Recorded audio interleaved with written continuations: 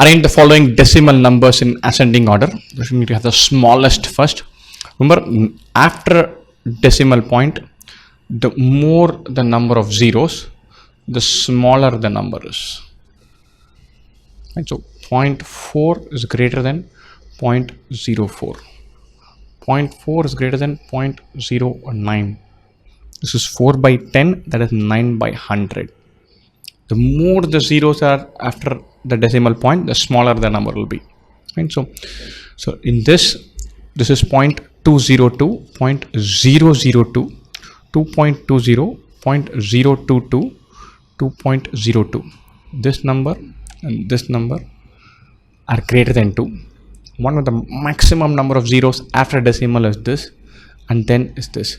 So we have 0.002, 0.022. This is less than 1.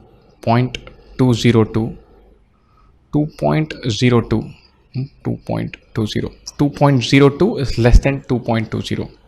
0.02 is less than 0.20. Should have 0.002, 0.022, 0.202, 2.02, 2.2. Wonderful. Choice A fits directly straight away. That is the answer choice we are looking for.